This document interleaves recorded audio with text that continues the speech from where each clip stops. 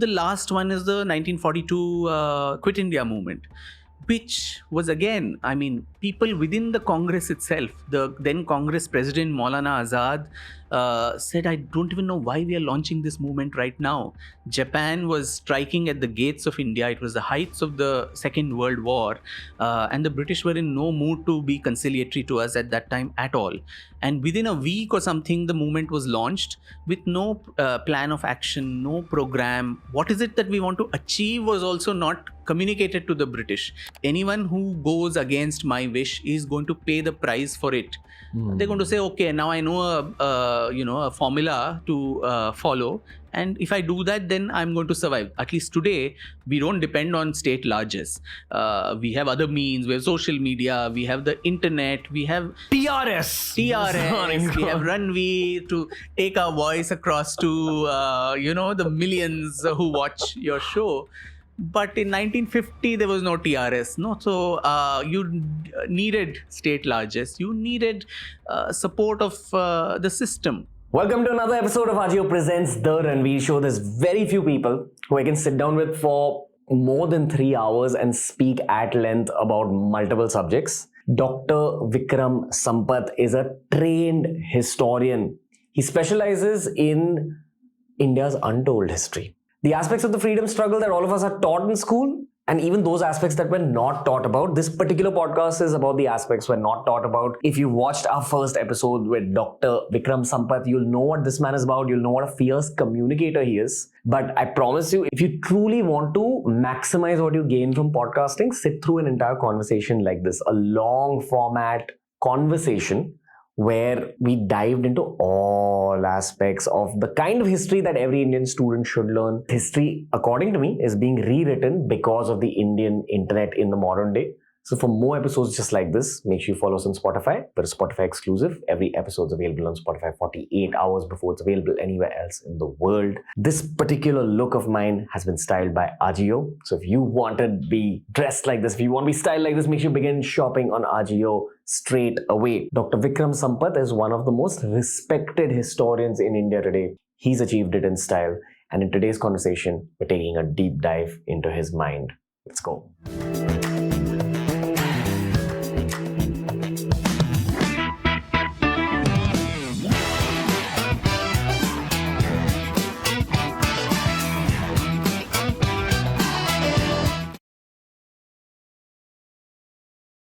Dr. Sampath, how are you, sir? Doing good, Ranveer. Good to be back here. Yeah, welcome to the new age version of the podcast. Thank you. I'm really looking forward to this. Thank you. Let's rewrite our school history books again. Indeed.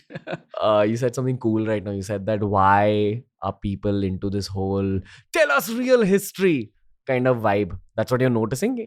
I think so. There's suddenly a resurgence, I think, in knowing about our past. And to a large extent, I think a lot of people have been told, especially the young kids, that a lot of real information has been hidden from them. And there is merit in that argument. And right from the times of Adam and Eve, I think the forbidden fruit has always been the most delicious one, right? Whatever is forbidden from you, you have an abiding interest in knowing more about that. So the same about our past. And, a simple example, a child goes to some of the ruins, say in Hampi or Konark, and sees all these temples mutilated, statues broken.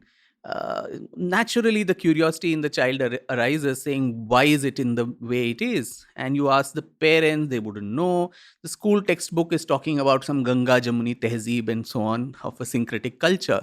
Then who were the people who destroyed such beautiful works of art and architecture, and why did they do that? It's natural for any child to question that, right? And so the school textbooks don't have an answer to it. The parents don't have an answer to it, so they're looking for it outside in the world of social media, in the works of some of us who are trying to bring that history back. And today in the world of social media, I think it comes as a mixed bag. There is a lot of mumbo jumbo which goes. There's a lot of bigoted stuff which passes off, but at the same time there's also a lot of well-researched content also, which people cull out from works of history and put it out. But I think there is an increasing appetite for this, which is a good sign, I would say, because any country which does not understand its roots and where it comes from, and particularly for the younger generation, I don't know if you can have a great and glorious future. China became what it became after they brought out this grand Chinese narrative. What is it that we were doing as a civilization for 5,000 years? What is India's contribution to human knowledge? What is it that we can be genuinely proud of as a nation, as a civilization? Why is it that we've been taught to always be self-loathing, look at ourselves with a sense of inferiority and heen bhavna, and not actually feel genuinely proud? There's a thin line between being jingoistic and say everything about our past is great, and we had nuclear bombs and we had spaceships and all that in the ancient times. That is another extreme of looniness. But the other extreme is also equally bad, where we are taught to feel we only told about the negatives about our past. We about the caste dissensions, about oppression, about every society has good and bad aspects. But in Indian history and the way it's brought to us, we overemphasize only on the negatives, and as a result, I think we've created an entire generation of rootless people. And without being rooted, you really cannot spread your wings up in the air. As Sri Aurobindo had said in a poem of a tree, it needs earth bound, heaven amorous. You need to be bound. A tree needs to be have its roots, and only then it can spread its branches out in the sky. Yeah. So that is what I see happening. Long answer to your short question of great. what is happening today. I see that trend, particularly among young people, and it's very, very heartening. I had a really boring time studying the freedom struggle in school. I didn't like the way it was taught. Why? I loved The Legend of Bhagat Singh with Ajay Devgan. I loved even the Hollywood Gandhi, though it may have been twisted. Have you watched the movie? It's got Ben Kingsley. Of course, it used to come every year on 2nd October. It's how the on world. Doordarshan. It's how the world knows about Gandhi, right? Yeah, That's how they perceive. Was that movie accurate? To some extent, but then so I think what it did was it created a brand for Gandhi, which was good for India. But I think it was a very reductionist and a simplistic view of the freedom movement itself. Okay. And when I say this, I remember last time we spoke about it, and there were lots and lots of comments and so on saying we are deriding Gandhi and so on, which we are not. I don't think the purpose of this conversation is to disparage Gandhi or his contribution to the freedom movement, which was a great one. But to attribute that as the only cause for India finally attaining freedom, I think that is being very, very, economical with the truth. I think it's changing. It is changing. So we are in a period of flux where there are competing voices. Right. There's an establishmentarian voice which has, had roots for 7 decades. Now there are people who are talking something which is different. And so obviously it will be a little uncomfortable for people to listen to and hear. And we've made such an icon of Gandhi that any criticism of him, even an evaluation of his, failures, he was a human being. He's ought to make failures unless he's a god. Gandhi worshipped Lord Ram.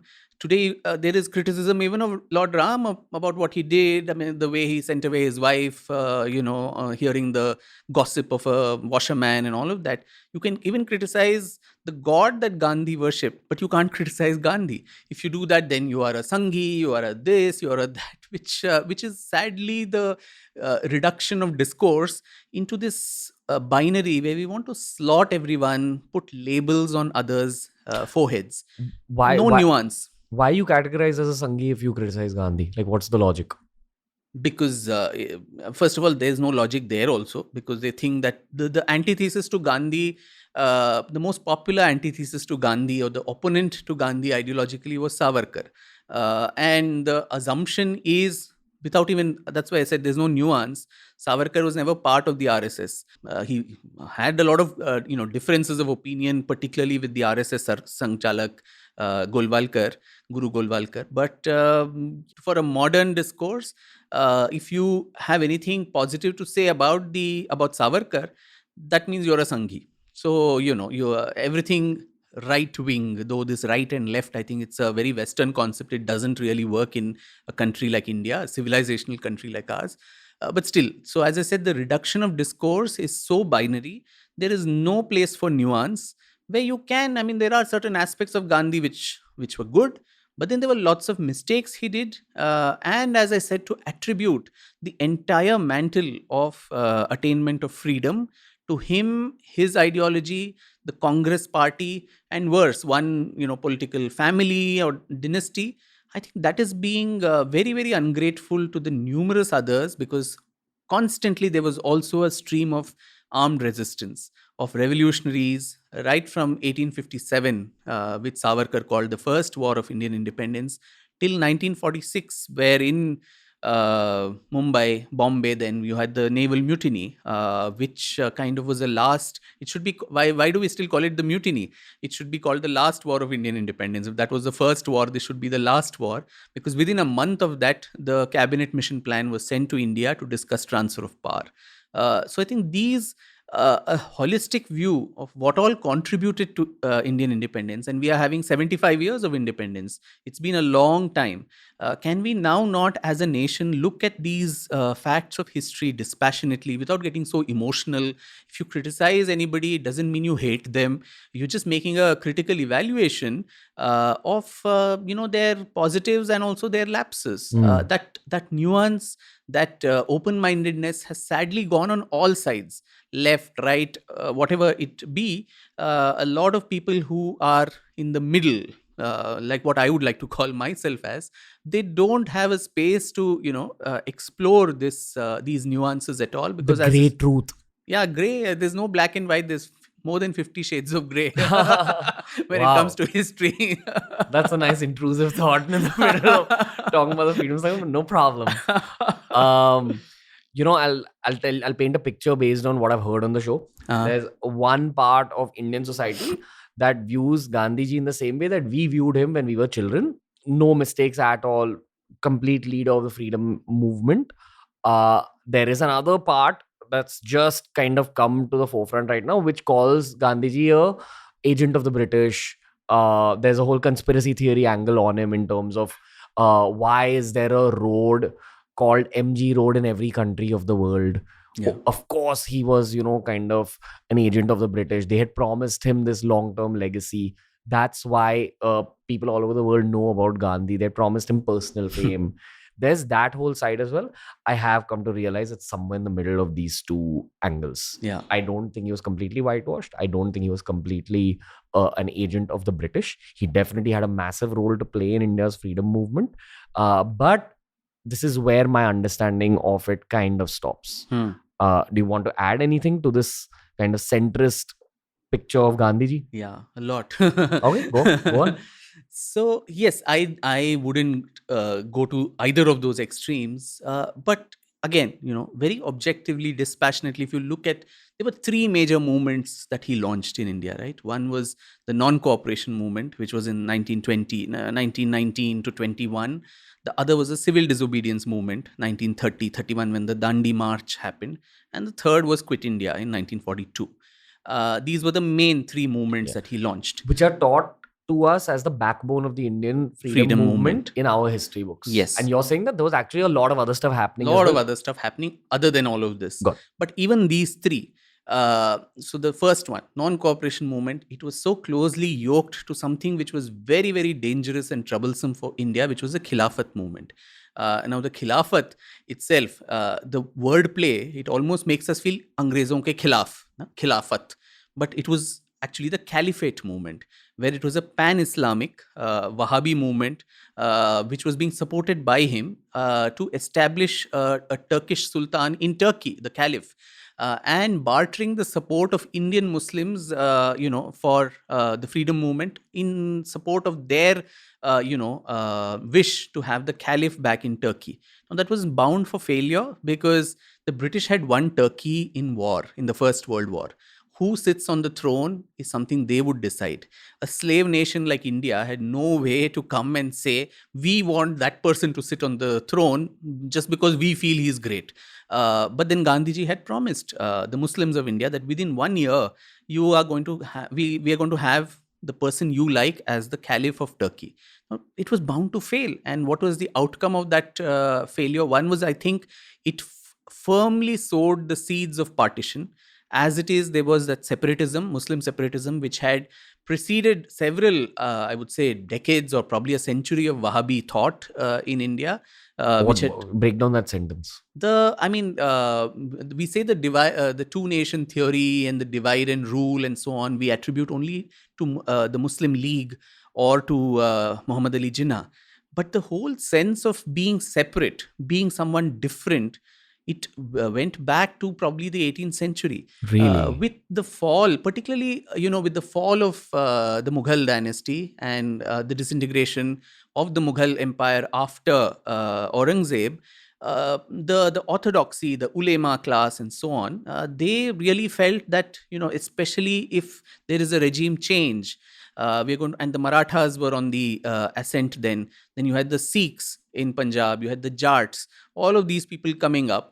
We are going to be subservient to the majority, which is the Hindu, whom we have ruled for so long. So that sense that, we will not be ruled by someone we have ruled for so many hundreds of years, I think led to this whole, purity of Islam.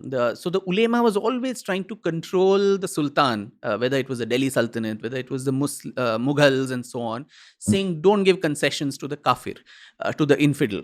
This is thus far and no further. You have to impose a very humiliating jizya tax on non-believers if you want to allow them to continue with their faith.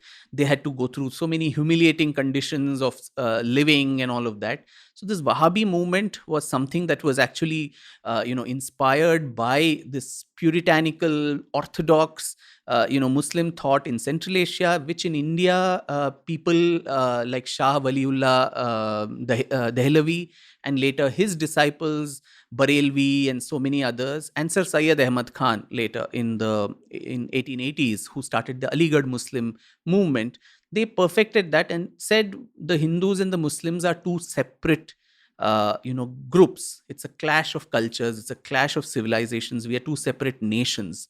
So there was already that sense of, separatism, which was further given a political fillip by the British, of course, with the fostering of the formation of the Muslim League or giving separate electorates to Muslims and so on. And at such a time when there's already the ground is so volatile in communal passions, Gandhi bringing in this Khilafat movement only cemented that separatism further.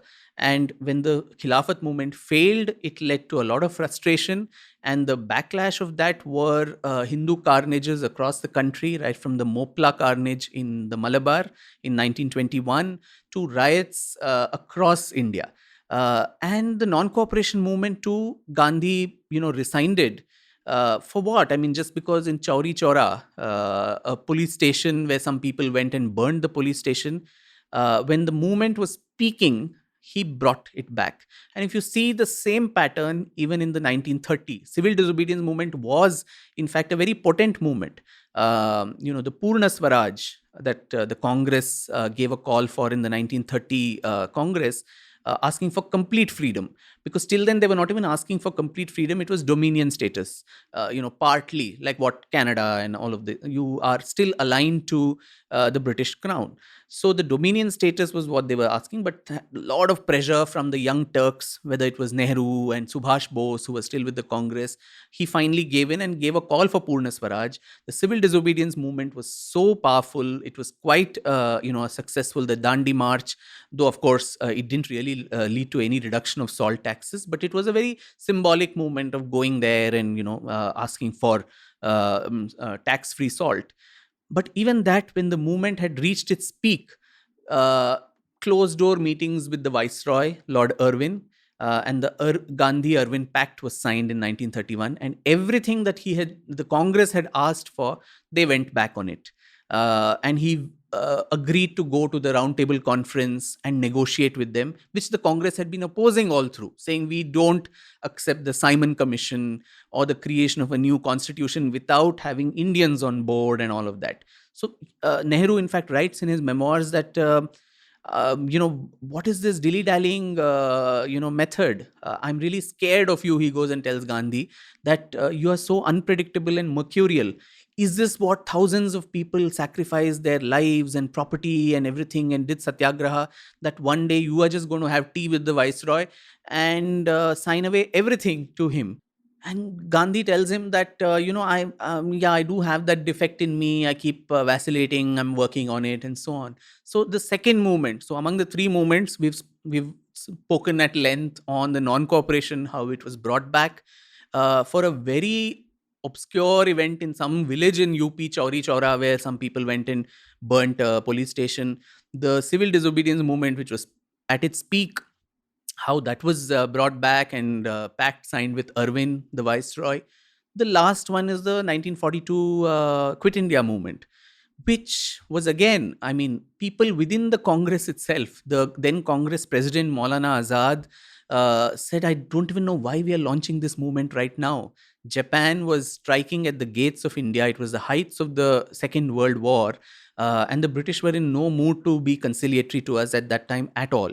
And within a week or something, the movement was launched with no plan of action, no program. What is it that we want to achieve was also not communicated to the British. And that is what was Maulana Azad's angst, saying if we are launching a movement, you need to know why. You need to communicate that plan of action to your workers, to your volunteers, and all the satyagrahis. What is it you want to do? Do or die. What does that really mean? Do, what is do? Is it violent do? Or is it what? So there was no plan of action. And within 9th August or something, when it was launched, within a week, the entire top brass of the Congress was put in jail. Gandhi himself was lodged in the Aga Khan Palace in Pune. And there was no leaders for the movement. And the movement actually turned to be a very bloody, violent movement. And the British came down on it very, very heavily. It was crushed within a matter of 2 months or 3 months at the max. Before the end of the 1942, there was no sign of this movement. And it was not even called Quit India, by the way. It was called August Disturbances, even by the Congress records. And the Congress disassociated itself from the August Disturbances, saying we have nothing to do with it. There's a lot of violence. In fact, Nehru, in his memoirs again, rules that, the 2 decades of talking about non-violence and dinning it into the heads of Indians has produced no result. At the smallest opportunity, Indians have become so violent. So we have nothing to do with this movement at all. And 1944, when Gandhi is released from Aga Khan Palace, he actually, says sorry for what all has happened, and I will not launch any more civil disobedience movements. And this is what it is going to be. And even at the heights of the this Quit India movement, people like Ambedkar called it as a treachery to the nation to participate in it. And he said all patriotic Indians should stay away from the Quit India movement. So that was and we say because of the Quit India movement, we got independence. Now, Quit India in 1942, if it has been crushed within 3 months or 4 months, 5 years later, we got freedom, right? 1947. So it's such an effective movement that it brought results 5 years later. So that is something that we don't even care to ask. What happened in the interim? Of course, the Second World War, though British had won the war, it was Pyrrhic victory where their economy was destroyed. It was a lot of strain to maintain such a huge colony as India. The economic resources were drained. That was one thing. But another thing which was important was the fact that you had the Indian National Army of Netaji Subhash Chandra Bose. And that was something the British always feared.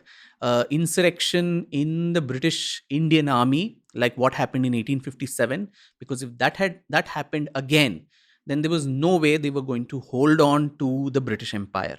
And I think the revolutionaries and the culmination of their dream was what Subhash Bose managed to, give, that let's create a Bagawat, an instigation within the British Army. And because, at the end of the Second World War, Ranveer, 2.5 million Indian soldiers were there in the army, out of which just about 40,000 or so were, Europeans. The rest of them were Indian, origin. In the British Army. In the British Indian Army. So 2.5 million minus 40,000. Yeah, so many Indians who were serving there. I mean, finally, in Jallianwala Bagh, it may have been General Dyer who ordered, but who were the people who shot those people? They were Indians.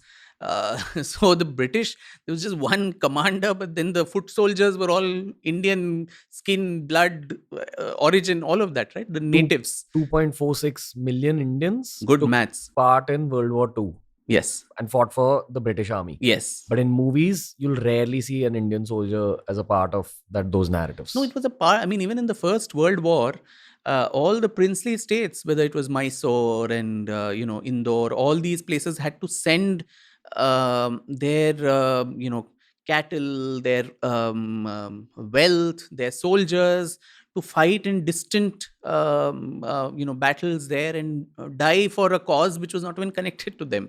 So the revolutionaries knew that if this group, such a huge number of Indians who were in the army, part of them, just say 10% of them, are induced to patriotism and say, let's create a insurrection in the army, and there's a revolt, then you can imagine what the catastrophic impact of that would be on the British Indian Army. And the British held on to India only by the strength of the might of its army. If that shook, the empire collapsed.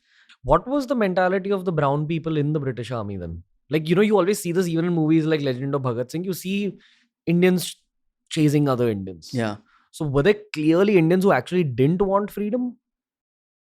Like the way we talk about it now, irrespective of what wing one belongs to, all of us seem like every brown person wanted freedom. No, that wasn't the case. Not at all. I think it was both in the. I think these people who were sepoys and so on, they did it because the British Army gave money and you got some little perks here and there. But there was a huge band of collaborators who were the educated Indians who would send their young sons to England. They would get the opportunity.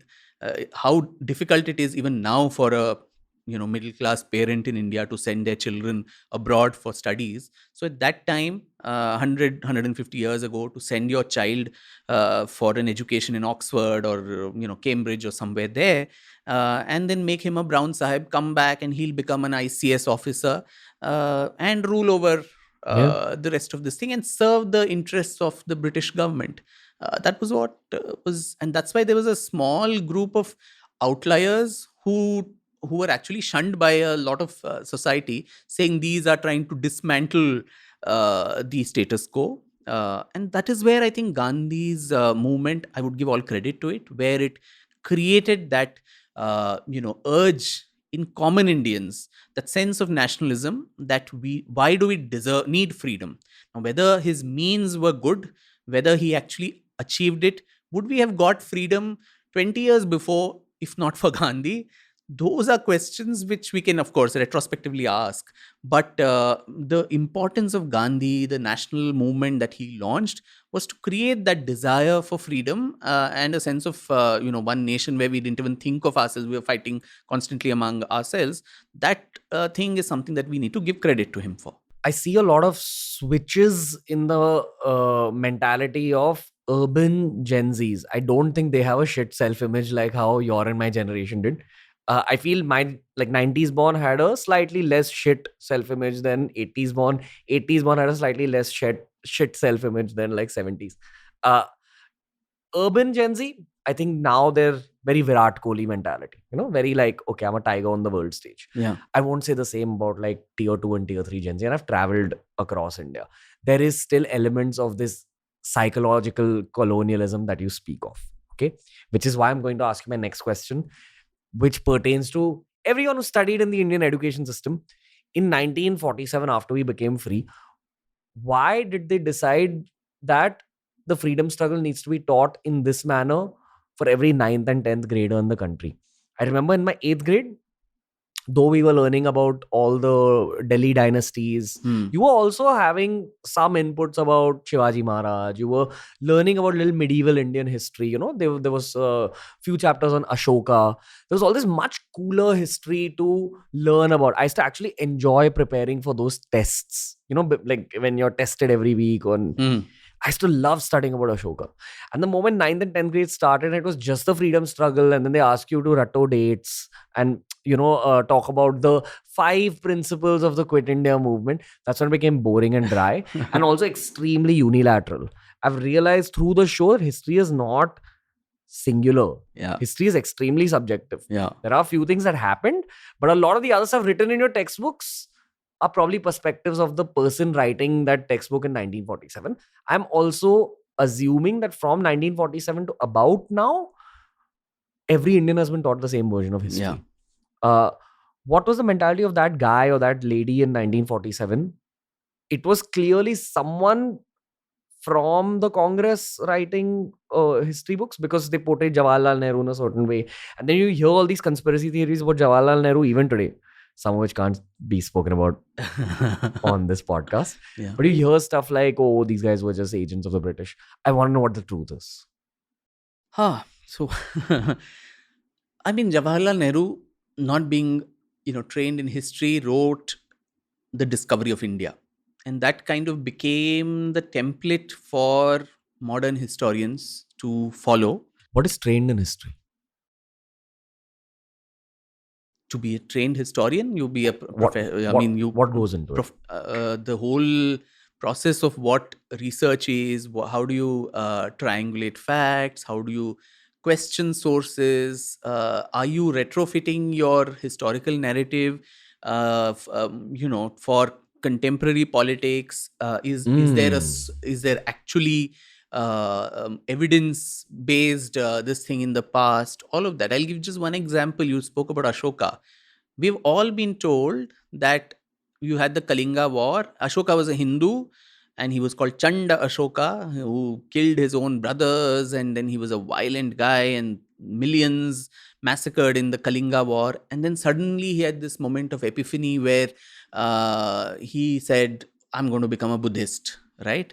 And so Buddhism is a religion of peace, without saying it as much. So when you are in the Hindu fold, you are given to elements of violence. But the minute you embrace Buddhism, you become this lovely person who sends emissaries of peace. His own son and daughter become monks, and they are sent to Sri Lanka and all these places. But did we know that actually Ashoka was a Buddhist 4 years before the Kalinga War?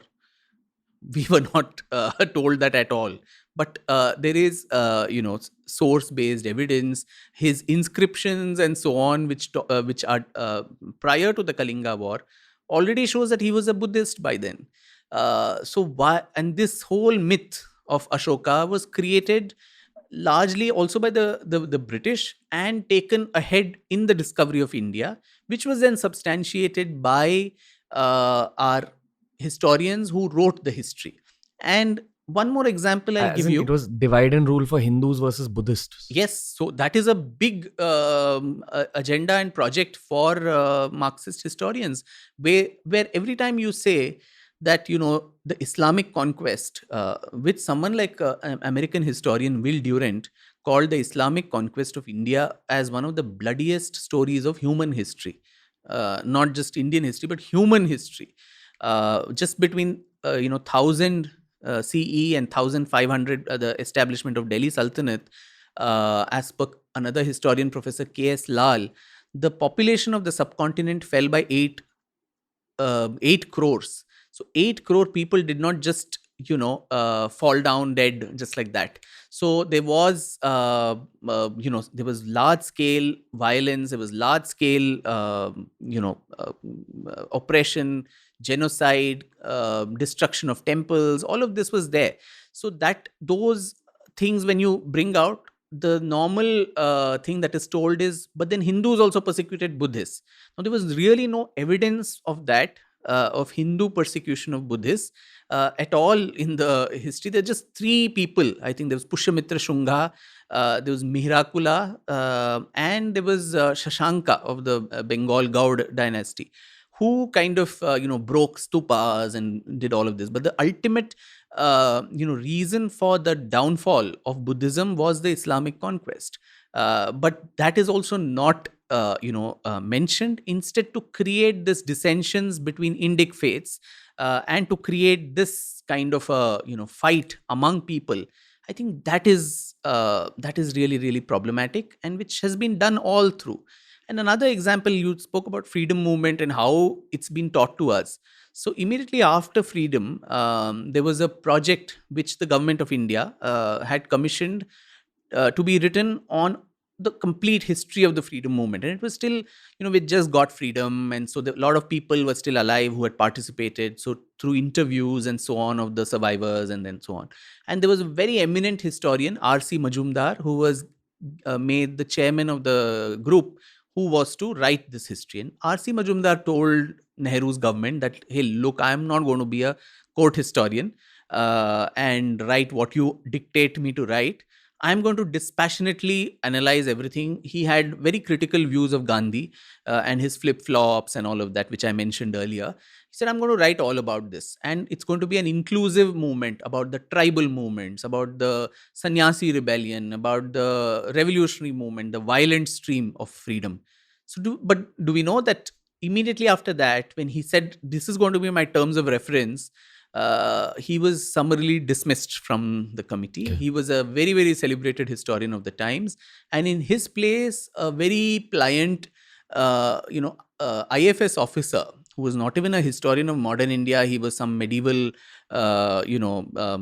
Persian literature and all of that. He was doing that. And he was a diplomat. He was made the head of this committee, clearly with a mandate that I want the history of the freedom struggle written in a way that it is monochromatic, singular, like what you said, which only glorifies the non-violent movement, which only glorifies Gandhi, which only glorifies the Congress and so on. And all the other streams which were there should not be a part of this. So that gives the other historians of the time, if the ruler is going to say that anyone who goes against my wish is going to pay the price for it, they're going to say, okay, now I know a formula to follow, and if I do that, then I'm going to survive. At least today, we don't depend on state largesse.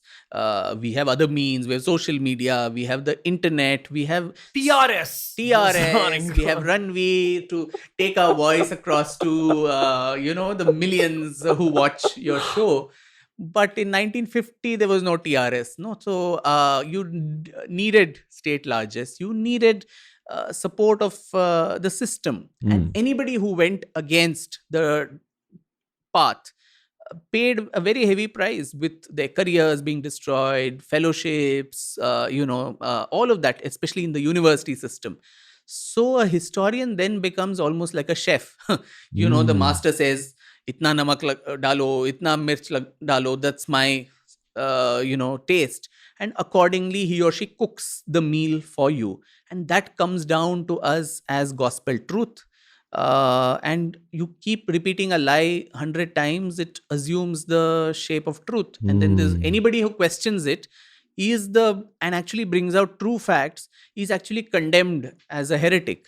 What was the phrase you used? Triangulating facts. So triangulation of facts is when, in history, there's no absolute truth. There is one absolute truth, of course, as how it happened. But for us, we are sitting thousands of years away from the happening of that event. So when we're looking back at it, you depend on sources. Now, the sources are compromised. Either it is incomplete, it's destroyed. What are your sources? Your textual matter, inscriptions, coins, epigraphic, sources, or textual material, right? So court historians have written something. They probably eulogize their king or sultan or whatever. So there is some amount of bias that comes there. Invasions have happened, so temples have been destroyed, so the inscription is destroyed, the manuscript has been torn, it's suffered the ravages of time, some moth has bitten off half the thing. Wow. So palm leaf manuscript has gone, so your source is incomplete. And then you as a modern historian is approaching that with your own biases. Everybody has some bias. As much as they say we are very independent, I think each of us have our biases, right? So that is there. Then my own incompetence, maybe I don't know how to read Sanskrit, I don't know how to read Persian or Arabic or whatever, and I'm trying to be a historian of ancient India or medieval India. Then those problems come in. So with all of these filters, you are coming to the absolute truth, ekam satyam, that is going through so many filters of intervention. And you have a very small matter that is left of it, right? So when you're trying, so one source says one story, someone else says something else, contradictory stories that are there of the same incident, about a particular ruler, about a particular war or an incident. There may be three accounts of it. So a modern historian needs to look at all of that and come to some kind of a middle ground. This one says something, like right now I'm working on this on the life and times of Tipu Sultan. Now Tipu Sultan, very very controversial figure, but then there are French accounts about him. There are about the same battle that he may have fought. There's a French account of it, there's a British account of it, there's his own court historian who's written something in Persian. Since he fought the Marathas all the time, the Peshwa Daftar has its own account of the same incident in Marathi. The Nizam's accounts, who also participated in the battle, has his version. So you can see how many sources are there for that one episode. So whom are you going to trust as the truth? Each one is telling the story from their perspective. So you have to sit somewhere in the center again, hear all their stories and say, Acha, the truth is perhaps in the center point of all their exaggerations and all their narratives. Sometimes everything converges to one thing, but at other times it is not so easy. And that is where you ask, what is it to be trained to be a historian? How do you look at these sources? How do you, which do you give importance? How do you, all the exaggerations and the hyperboles, how do you discount that and come to a version of truth, which again is your version? It's very very subjective. It cannot be the truth, which is why I always say, Ranveer, that a historian needs to be one of the most humble people, because what you say is not the absolute or ultimate truth. Neti neti, as we say in Indian philosophy, this is not it. Maybe someone else has a better way of analyzing these multiple accounts and comes out with another truth. And then all my research for decades can be thrown in the dustbin because someone else has found a new truth or found a new source which challenges your life's work. Yeah, my life's work, my thesis, my entire this thing, which is what is the intellectual beauty of the discipline. Because if everything about the past is already known and it is carved in stone, what is it that historians like me are doing? I mean, are we just regurgitating what is already there, or are we trying to explore? Is it a discovery into the dark tunnel of the past, of which none of us have a clear idea because it is so distant? Yeah. I'm going to cuss a little bit, okay? How the fuck do you teach kids history then? Like, how do you test them about what's right? And I've been thinking about this as you're giving your answer. My only solution here is that you don't teach them in depth about anything. You teach them generally an overarching long-term format of history. Like in your 10th ICSE, CBSE exams, test them on the last 2000 years of Indian history rather than just the last 100 or 200 years. Yeah. Because you're going to teach them in depth about something that may not even have been accurate. And then they'll grow up, listen to podcasts and go, I hate the Indian education system. But teach them about culture in general and then let them deep dive into it as adults. I don't know, as a historian, do you have a contradictory opinion? No, I think that's true, because at that level of a school student, all these nuances and these, this is almost philosophical in its abstraction, right? What I just tried to put about the truth and how we seek the truth and so on. I don't think that'll make sense to a 10-year-old or 12-year-old who's, reading history. So a lot of countries outside, history is also used as a sense of, to give us a sense of what it means to be an Indian. We've been always told what are our failures, but also what are our achievements. What is it that our ancestors did? Did they just squat for 5,000 years and not do anything? Did we just sit allowing every group to come and invade us? Did we cover in front of invaders and invasions? Did we put up resistance? What was India's contribution to human knowledge in various streams, and of which India has had immense contributions? But barring some, we discovered zero, or we had a few names here and there, we don't know the greatness of Indian contribution to mathematics, to chemistry and alchemy and metallurgy, Ayurveda, yoga, the mind body soul equation, metaphysics. Who are the people who contributed to all of that? Today yoga is becoming such a big thing world over with the International Yoga Day and all of that. But then yoga itself is a very advanced. It's not just asanas and gymnastics. That it is a complete holistic treatment of the human mind, body, soul. So those type of things and a general perspective of kingdoms, peoples, cultures, not restricted to only a Delhi centric narrative of Indian history, but every part of India. So, today in our history textbooks, how much of the Northeast is covered? Is the Northeast not part of this country? The Ahoms of Assam ruled for 600 years, but I don't know if a child, can you name 2 Ahom Rajas? No. So forget child. So I heard about Ahoms on the show for the first time. Exactly. Hadn't even read about it in history textbooks. Okay, some people say, is Indian history only about memorizing lineages of kings? Okay, it's not. So then let's talk about people's history, subaltern history, as the Marxists love to talk about. What about the subaltern history of? I don't even know what this is. The people's story, subaltern voices. Okay. It's like not. Why do the counter when I usually say this? Why is the Cholas, the Rashtrakutas, the Pallavas, Shatavahanas, Kadambas, Gangas, Vodayars, all these dynasties are not spoken about and so on? There's but Indian history is not just a litany of dynasties. Okay, fine. So why is there so little about the cultures of people? Whether it's of South India, how much of Sangam literature of ancient Tamil, culture not spoken or taught to students, or the different indigenous communities of the Northeast. There are more than 400 indigenous communities there. So if you're talking of people's voices and you say you don't want to talk about dynasties and kings and queens, even people's voices, what are the languages and dialects that people of the Northeast speak? What are their musical instruments? What are the dance forms and so on? What are their cuisine? Do we know that? So history gives us, it's a mirror in which we identify ourselves as a nation, as a civilization, as a people. So if we are saying Indian history, every part of India needs to find a representation, and not just Delhi, because Delhi is the center of the universe for everything, right? Whether it is history, whether it's media, one small incident in Delhi captures all the attention, and maybe second in line is Mumbai, because it's the financial capital, it's Bollywood and all of that.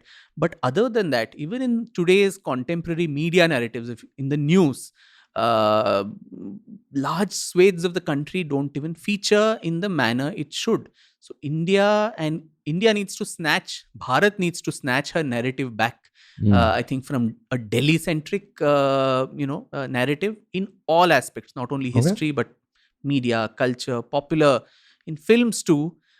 Hindi cinema would only look at a very Punjabi, Delhi kind of a culture. Anyone else is looked at as the other.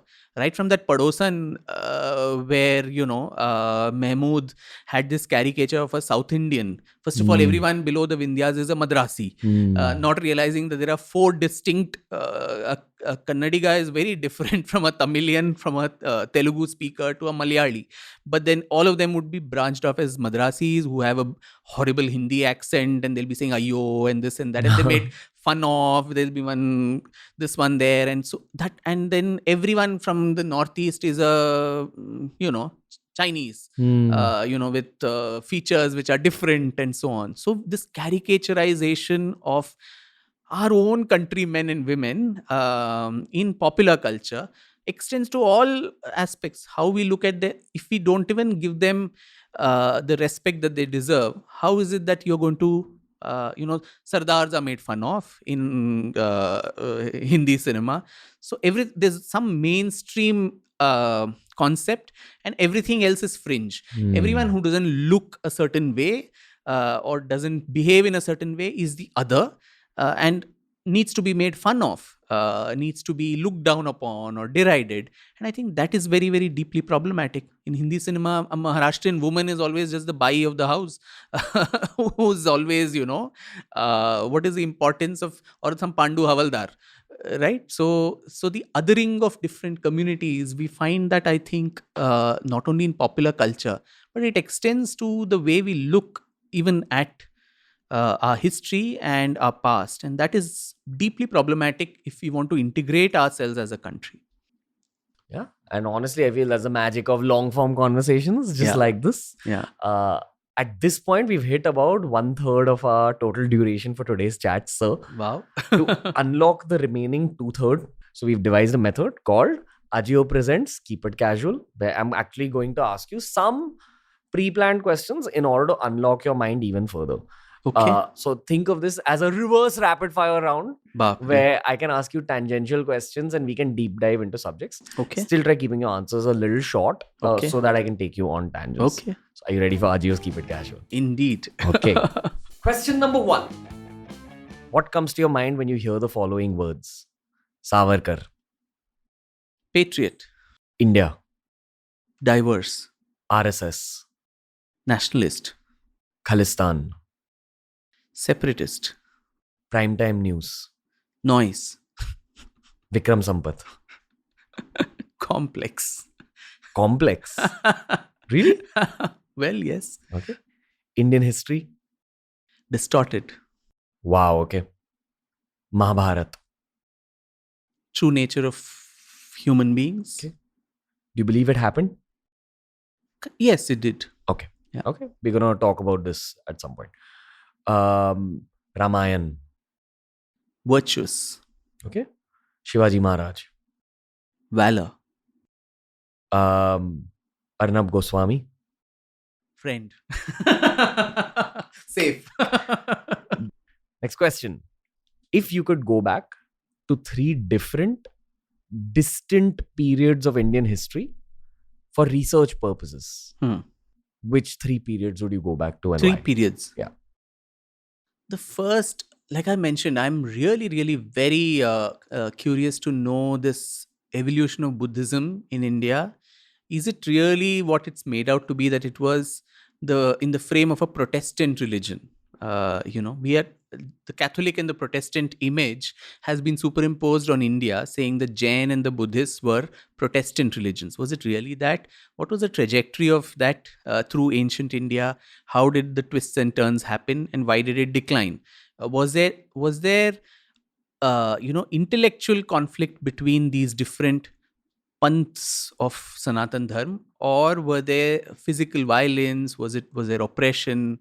I'd love to go and be a fly on the wall through this long period of history and see that trajectory. I think the other period I would love to go to is that of Chhatrapati Shivaji Maharaj and actually see what was his motivation of this whole Hindavi Swaraj. Did he actually give that concept? Was it, what was this burning desire, though his father Shahji and others were part of the Bijapur Sultanate, why was this drive to carve out an empire and lay the foundations of something which became a pan-Indian empire in the centuries to come? So that was a very interesting period which I would like to go, which is early modern period. And then maybe the third period is the modern times, when I would like to see the freedom movement from its earliest phase. I don't know how long I'm allowed to live in this past, maybe 80, 90 years.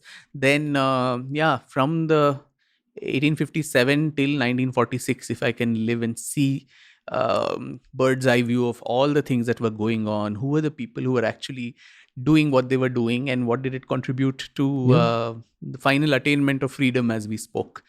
List 5 things that India lost because of being taken over the last 1,000 years. First of all, I think our leadership in the world, global leadership, when it came to prowess and so on. What? Yes. Yes, that was one.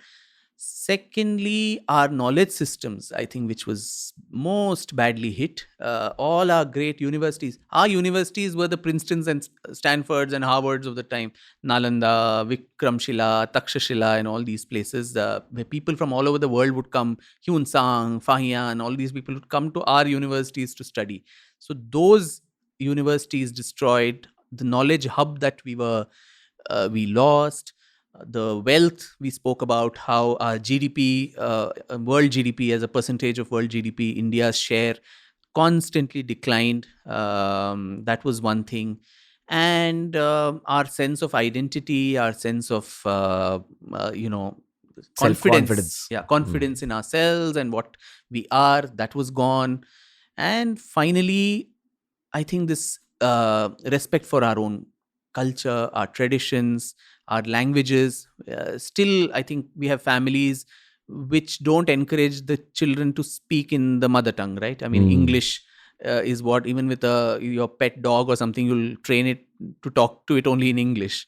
We feel somehow that it's below our dignity to talk in a Hindi or a Marathi, Kannada, whatever, in public. So that whole, inferiority that we've had. So again, it comes back to your original, this thing of political subjugation, economic subjugation, intellectual colonization. All of this is what we lost. What's the truth about khadi? Other than that one paragraph in our textbooks, where they say, oh, Gandhi promoted khadi. Full stop. What the fuck happened after that? Yeah. What happened to this whole khadi thing? There was a khadi store near the house I grew up in. No one ever visited. It was the most empty, sad looking store, and it's replaced by a modern tailor shop now. I think when it started, it was a great initiative because this was a very symbolic resistance against that we will make our own clothes. We will not wear the clothes which were made in Manchester and all the European mills based on raw materials that came from colonies like us. We will use our own raw materials. So it was a very potent symbol of self-reliance. Today we say Atmanirbhar Bharat and all those things. So it's similar kind of a thing then of Swadeshi. And I think that fueled the whole bonfire that was there of foreign goods, and that we will not use any foreign items and we will make our own things ourselves. That was a very potent symbol, and also economic resistance against British imperialism. So the way it started was great, but post independence, since that equation was no longer there was no foreign power against whom you had to protest against and not use. I think that's where the importance of khadi itself declined, and it was today I don't know how it is. Maybe you need to contemporize it. Modern fashion designers and others need to work on khadi, but on designs which are more contemporary, which the younger generation can also use. It need not be, as you said, dull and boring. Colors are boring. There's no design. It's almost like you start wearing khadi, you look like a 90-year-old man or woman. Little hypothetical question again. If Bhagat Singh was not captured and jailed and eventually hanged, if he lived a life where he eventually passed away in independent India, how do you think the Indian story would pan out? And what would his position be in politics? Oh my God, he would have been the main opposition leader to Gandhi and Nehru and made their life miserable because I don't think he subscribed to their notion of what political freedom was or how to attain it through non-violent means at all. And what else? Well, he would have always been a thorn in their flesh and not allowed. Maybe he would have been the principal opposition party and at some point maybe snatched power also from them if he was popular enough and had supporters and built that up along the way. What's the story of the rise of the BJP? Like, I think up till the 70s, there was no strong opposition or something, right? Correct me if I'm wrong. No, the BJP came up only in 1980, 81. We had the Unsung before that, which was the parent body of the BJP, which was formed by Shyama Prasad Mukherjee, who was in the Hindu Mahasabha under Savarkar. And the Unsung was hardly a party of any relevance. Of course, a few leaders, Atal Bihari Vajpayee and Lal Krishna Advani and others, who had their grooming in the Unsung days and came up. But it was really, there was really no opposition from panchayat to parliament. It was completely occupied by the Congress. There was a single, I think the tipping point was with the emergency, and when the people of India started really feeling that need for a change, need for an alternative. You had people like Jaiprakash Narayan and others who in whom people saw that hope that you can give a alternative government. 2 years of the Janata Party, which after the emergency was not a great experience for Indians, but the first start had been made because that was the first time we had a non-Congress government when after 30 years after independence. So for 30 years, India and Indians repose their faith only in one party and one family till then, with barring that little phase of Lal Bahadur Shastri. But then after that, once this need for change starts coming, I think that so politics is a reflection of societal needs. So political parties do not get formed by themselves, I believe. I think they are manifestations of people's aspirations of the times. And so when there is this need for a change, when there is a need for an alternative, the alternative came, and that came in different forms. You had the communist parties, you had the BJP, which came only in the 80s, and the BJP was had 2 MPs in 84 or so, and today they are 303 in just about 30-40 years. So that's a huge journey. I believe that if he was alive, there would be some third kind of just party. Who alive? If Bhagat Singh was not if he were alive, if he was alive post independence, there would have been a strong opposition party which would have grown independently. Yeah, and maybe that would have forced the reigning government at the time to make even better decisions, to up their own game. Like, Ronaldo exists because Messi exists. Like Ronaldo became the player he became because Messi was off that level, and he had to keep upping his own game. And it's the same for Messi eventually when Ronaldo overtook him. So when there are two people competing, it actually improves performance of both. So, but that was the whole point, Ranveer, where Nehru, whom we attribute a lot of liberalism and all that with, I think somewhere deep down he was a highly insecure man. He would not brook any opposition. Within the party too, Sardar Patel and he had a lot of differences of opinion, right? And in fact, the day Gandhi was shot at, the last meeting he had was with Sardar Patel and his daughter, who had come to meet him. And Sardar Patel, who was the home minister, had actually literally resigned from his position. He said, I can't work with Nehru. And he had come to Gandhi that evening, 4:30 or something, 45 minutes before his assassination, and told him that, I'm not going to work in the government. And Gandhi said, no, you and Nehru are like my two eyes, and you both need to work together. And tomorrow let's sit together and I'll thrash out all your differences. Of course, there was no tomorrow for him, because 45 minutes later he was shot dead. But there were differences with Sardar Patel, which lasted, and luckily or whatever for Nehru, Sardar Patel died very early.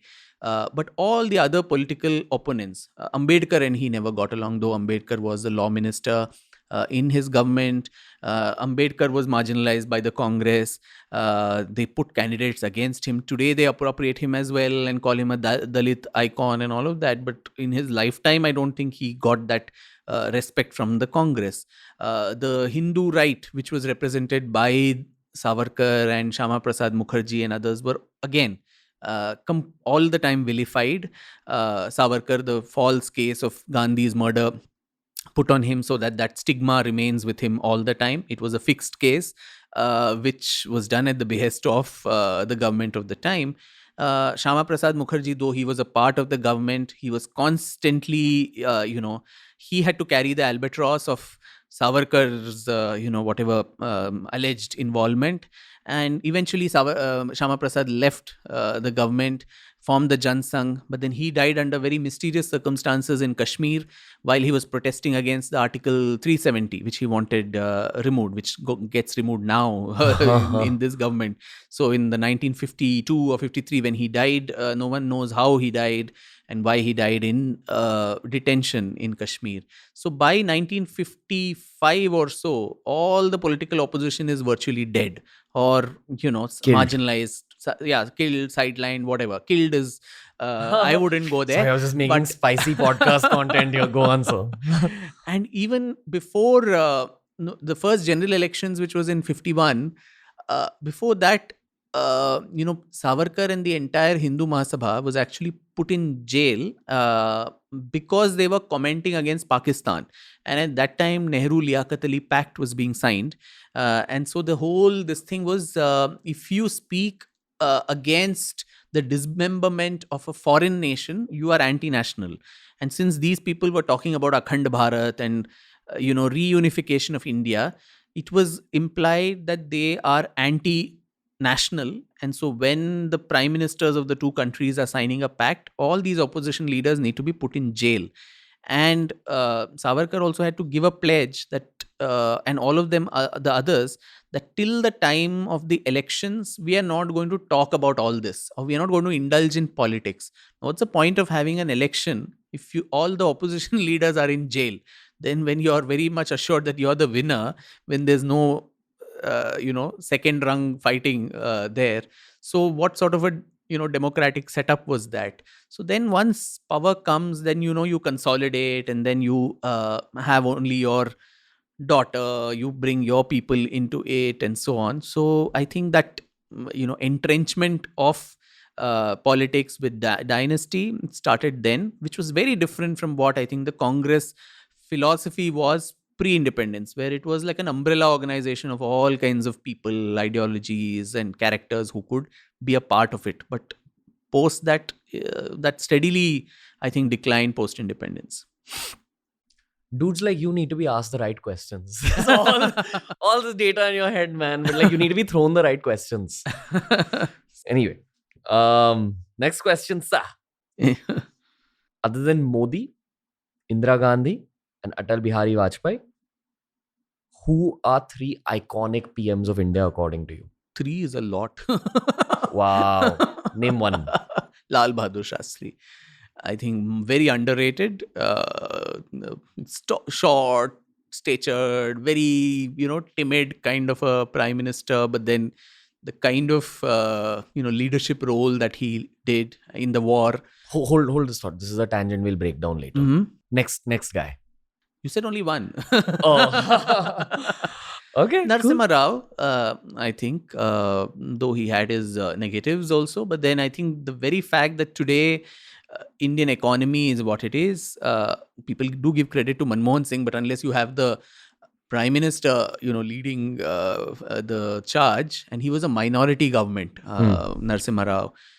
It was always unstable and so on. But despite that, it was such an iconic, move to unleash the animal spirit of India and her economy, the people. And today we would have still been a developing third world country that we were in the days of socialism, Nehruvian socialism that we had earlier. So I think he is a very underrated. But after that, we've had all randos. This whole Khichdi Sarkar that we had, Gujral, Deve Gowda. Would you even count them as prime ministers of or VP Singh, Chandrasekhar? Hardly any. They lasted for a year or two, didn't do anything significant. And the 10 years that Manmohan Singh was there, I think it was such a wasted decade for India. So hold this thought. Another thing we can expand. All right. Are you ready for the next one? Indeed. Name your 3 picks for the next possible PM of India. Oh God. Good luck. Oh my God. Now I'll get further slotted into this or that. It's just a hypothetical question. I mean, you're an Indian. You have a right to express your opinion. I would say, pan parties. I wouldn't go only with. Go for it. I think for the longest time, the BJP is going to be in power because they are blessed with an opposition that they have today. But if at all from the other side, if there's someone like a Sachin Pilot would make for a great leader. Wow. I think he would be. Why? The man understands. He was the one who's credited with getting Rajasthan out of the rut for the Congress and putting it back on track, but he never got the credit, and it went to Gehlot, who actually had quite ruined the party and continues to do it. So I think, and he's young, he's educated, he probably understands the way things are. Smriti Irani, if we really need to have a woman prime minister, I think that's important. What do you like about her as a politician? Again, her short stint as the HRD minister, I think she's not given credit for that, but I think the kind of changes that she tried to bring in the wake of lots of opposition that the entrenched, leftist entrenchment within academia it was really very, very brave of her. And that's why her successive ministers in the HRD have never managed to upset the apple cart so much. They'd rather go with status quo, make some cosmetic changes and so on. So I think she's someone, and the guts that she showed in Amethi, it's one thing to get defeated in a constituency, but to nurture it even after your defeat and take it as a challenge, and then a constituency which has been a family bastion for decades, to be the underdog and then challenge and come there, I think that was quite a... Shows character. Yeah, it shows courage, it shows never say die attitude, which is what I think the India of the future will need. The third one, I don't know, maybe Yogi Adityanath, considering he's Dabang character, if he's able to fix a UP, which has been known for its law and order and mafia and all of that. And today, the law and order situation there getting better. The mafia is scared rather than the people being scared of the mafia. Of course, encounters and all of that, we're seeing that all the time there. But there's a growth trajectory also of UP, which has not been. It's always been under the Bimaru category of states, right? Today, we're seeing a different trend there. So I think... Okay. Yeah. Cool. Three very different people. No. Cool. Nicest answer. We've asked people these questions. What are the other choices people usually give? Nitin Gadkari. Oh. But he's old. I mean, he's almost... Amit Shah. Okay. Like, these are the usuals. Okay. But cool. Good answer. Best answer for this question on the show. Thank you. What's the biggest Indian conspiracy theory that fascinates you?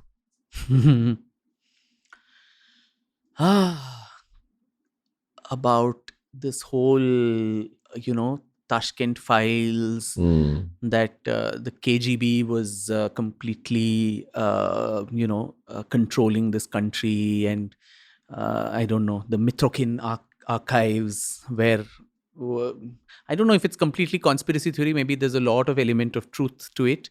And Lal Bahadur Shastri's death, was it natural? Was he poisoned? That's going to be the whole segment after this round, just by the way. But Yeah. go on. Oh my God. Okay. So all of that, I think is interesting. All right. 3 biggest historical mistakes made by Indian people. Oh, lots of them, I think. The very fact that we Trusted. And we thought that the Europeans who came were just traders, and we involved them in our Gharelu conflicts and fight against one another, not realizing that they had larger ambitions. We didn't understand the intent of colonization and what it came here for. Maybe that. Then our own constant mistrust, and that was not how it was, Ranveer, because I keep saying this all the time, that after the death of the Prophet, Islam went on a complete, this one to conquer the whole world expedition. And within less than a century of his passing away, almost the whole of Central Asia, Northern Africa, all of this came under Islamic control and the might of the Caliph and the sword of Islam. And Islam spread from there till the very gates of India. But in India, it took them 500 years to set up the first Islamic Sultanate in 1206 with the Delhi Sultanate.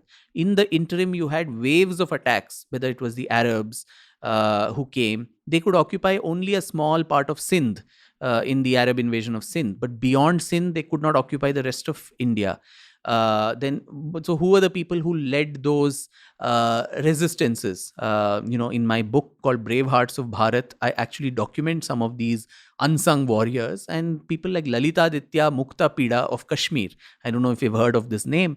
So him, there was Yasho Varman of Kannauj, and also there was an entire group of kings who formed alliances. Bappa Rawal, Pulakesin, Vikramaditya of the south and the western part of India, Danti Durga from the Rashtrakutas, all of them forming alliances to ensure that the Arabs were pushed out, and beyond Sindh they could not occupy much. Then when the Turkic invasions happened of Muhammad Ghazni and Ghori and all of that, you had several people, including a woman called Naiki Devi of Gujarat, a woman Chalukya queen of Gujarat, who in 1178, in what was known as the Battle of Kasarhada, actually defeated Muhammad Ghori. And Ghori was so ashamed to be defeated by a lady that he never turned back towards Gujarat. So you had, as I said, for 500 years, you had lots of resistance, pushback against invasions of every kind. And it took them that long, 5 centuries, to establish their dominance, whereas other parts of the world had succumbed within a few decades after the prophets going. So that showed that there was something in us. There was that resilience. There were that forming alliances. They were fighting with each other, but when an external force came, they all got together and grouped.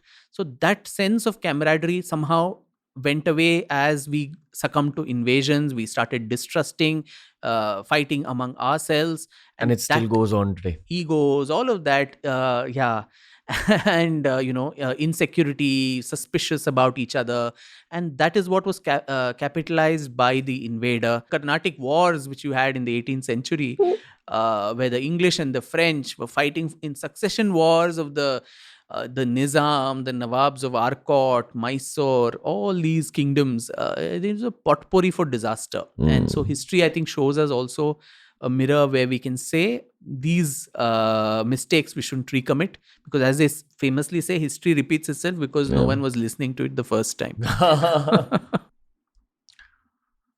Most stylish and impactful historian in India who doesn't get his due?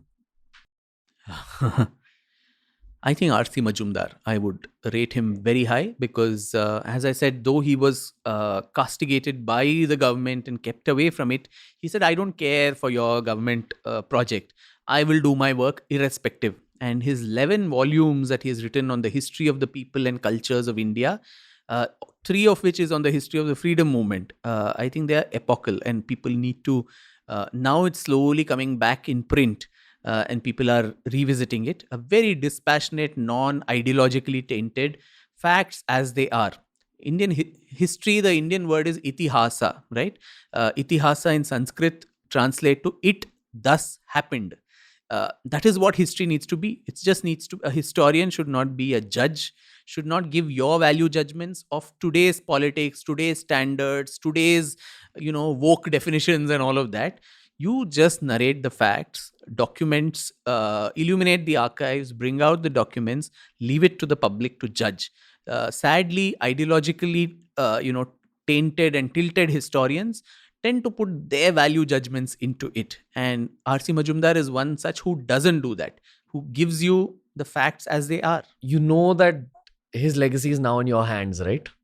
I don't carry so much weight on my shoulders at all. That's our next podcast. So I'm telling you, I mean, how else will it come through unless we find an ARSC Majumdar expert sitting somewhere in India? Yeah.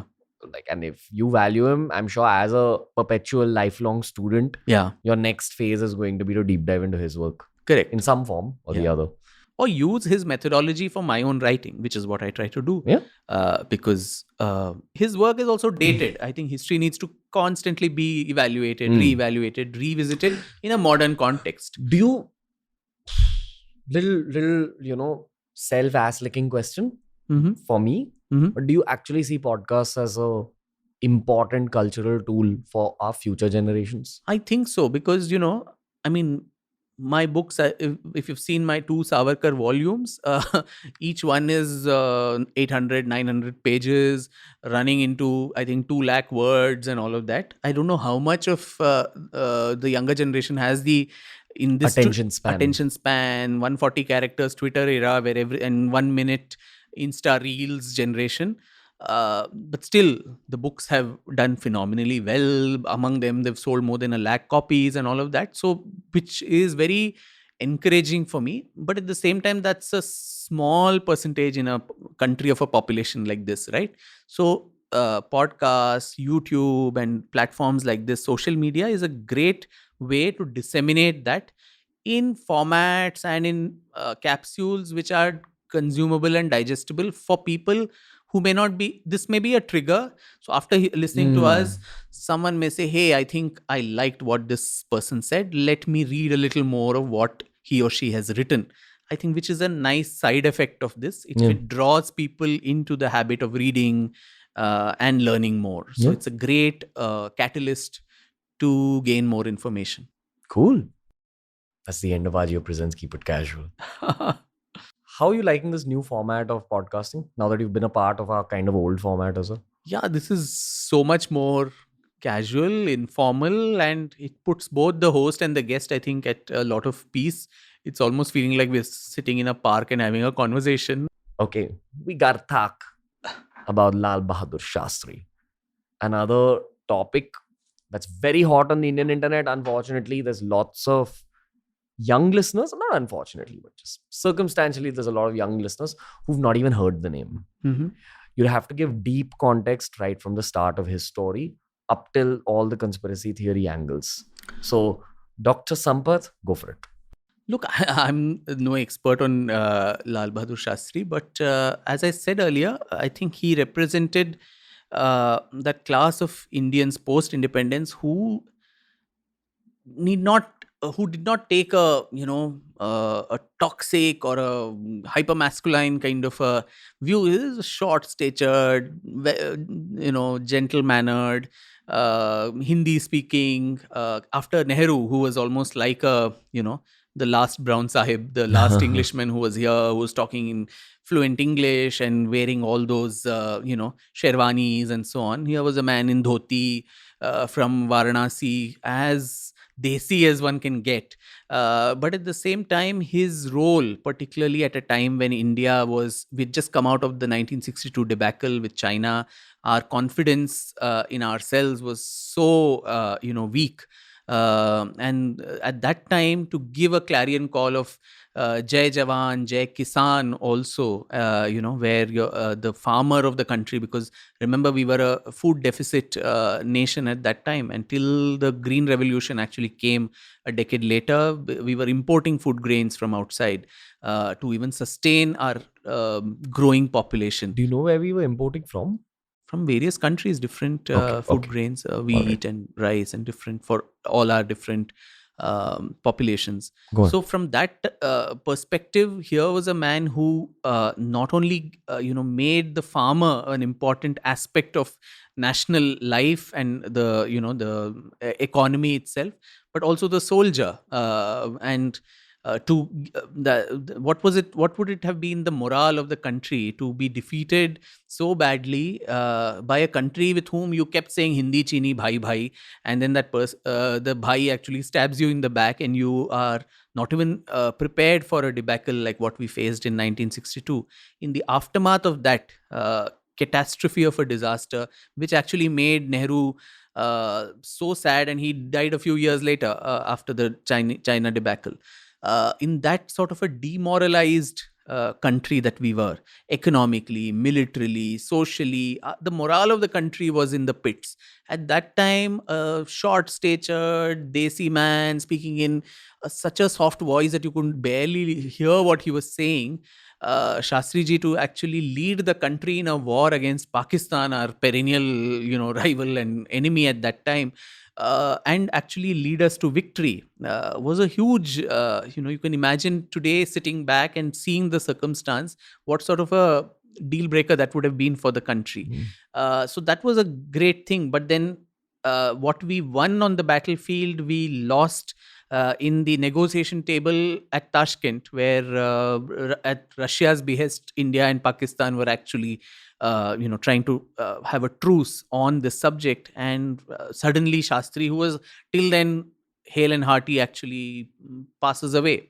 And the conspiracies that someone sent him a glass of milk in the night, and after that he died. And as a prime minister of the country, he did not have a doctor on call, and there was no post-mortem done, and even I think his family later had a lot of misgivings that the body came with, it was very bluish in color, possibly indicating some poisoning. So all these kind of conspiracy theories are there, which I think still remain unanswered. There again, I think our friend Anuj Dhar has done a lot of work on Who Killed My Prime Minister, or something like that, which was the book that he has written based on archival documents and sources, which talks about, and he was, mind you, the Prime Minister of India. And so, and Indians did not even know why he died, what caused his death. And so I think in a very he was the prime minister for what, a couple of years, 1 or 2 years, and in that 2 years, the kind of impact that he created, both in his lifetime and in the manner he died, I think that is what immortalizes him in the lives of Indians and people even now. Shastri ji, when you see that very cheerful face and that soft spoken voice, being soft spoken, you can still be strong and lead a demoralized country into victory. I think that's what he epitomized. Okay. What do you think were the reasons that he was assassinated, if he was truly assassinated? Like, this is in a little conspiracy theory domain, but was it because he was a fierce leader and he would have kind of tilted that deal in India's favor much better? Was he kind of eliminated from that equation? Possibly, yeah. Okay. So if it's a conspiracy theory, my guess will be as good as yours. No, I think actually your guess would be much better because you're a trained historian. No, it's like, yeah, these are all in the area of conjecture. Okay. But certainly you had something like the Mitrokin archives, which talk about how the Soviet Union and the KGB, the secret society of the intelligence department, had infiltrated every part of the Indian government. Though we were technically supposed to be non-aligned during the Cold War, but then there were two distinct blocks, right? The Western Bloc and the Soviet Bloc. And India, for rightly or wrongly, though we said we were non-aligned, we were tilting more and more towards Russia and USSR. And we were so fascinated by this whole socialism and communism concept, largely, I think, with Nehru's ideological tilt towards that side. Our economic policies, the way our 5-year plans, that was all the planning commission, etc., was how it was in the USSR. So all of it was modeled on that concept, state control, and that sort of a thing, which was, though we said we were a mixed economy, but we had a lot of socialist kind of tendencies, which in a way ruined the country. I mean, while a lot of countries who got independence at the same time marched farther than India, we didn't capitalize on our demographic dividend, our population strength, or our innate talents, and that retarded India.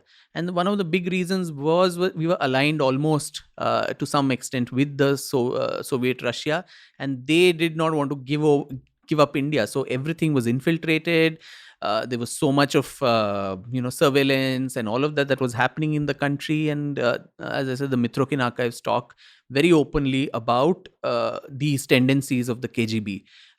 Till the fall of the Soviet Union, I think we were quite beholden. It was almost in a quasi manner we were maybe recolonized, to stretch the thing too much to that.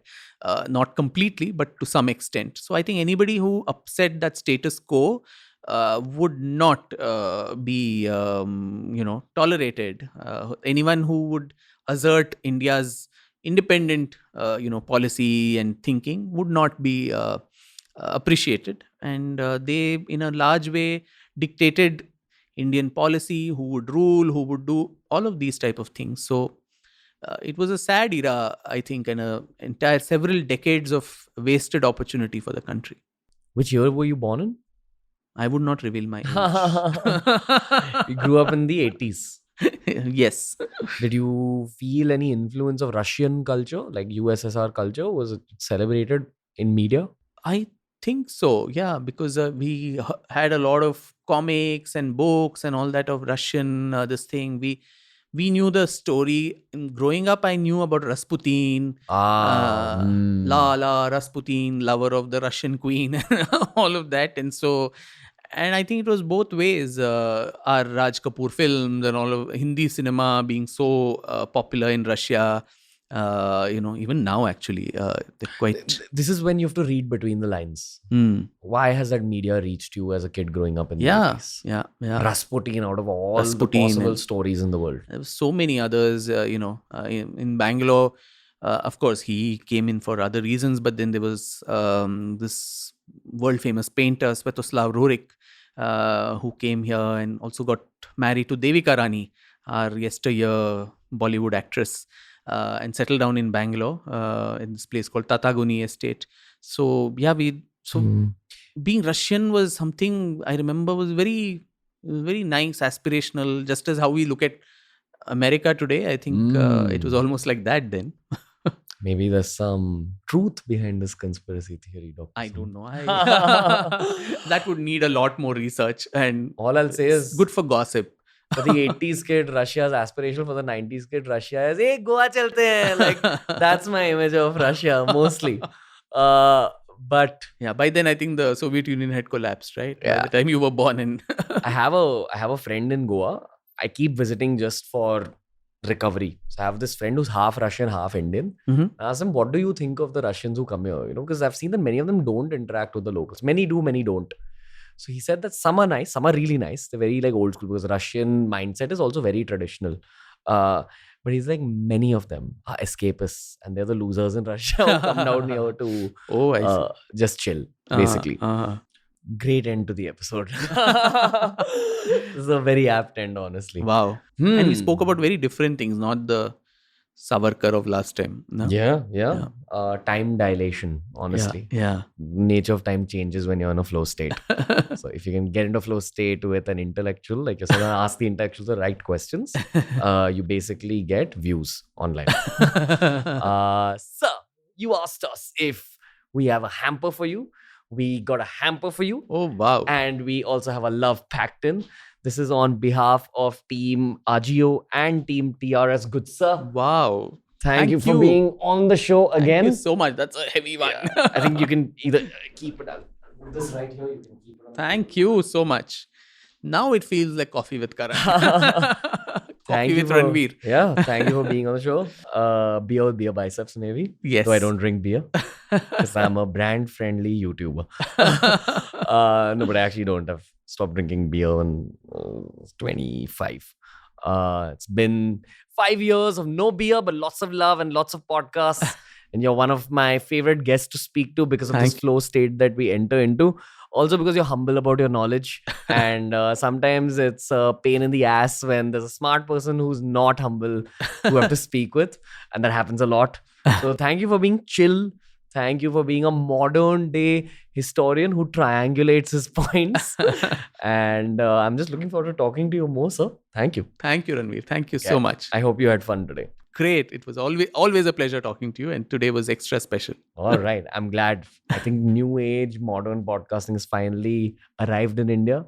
Thanks to Dr. Sampath and the likes. That was the episode for today, ladies and gentlemen. After our epic 3-hour conversation with Abhijit Chavda, this was another experimental longer piece. Please tell me what you think of these slightly longer podcasts. From what I can gauge, you'll have been loving it. But again, I can't do these kind of conversations with just about anyone.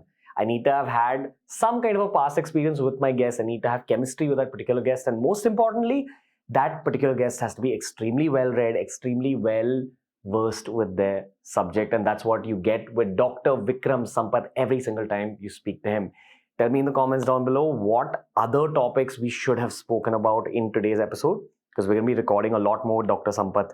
For more episodes just like this, make sure you follow us on Spotify. Every episode is available on Spotify 48 hours before it's available anywhere else in the world.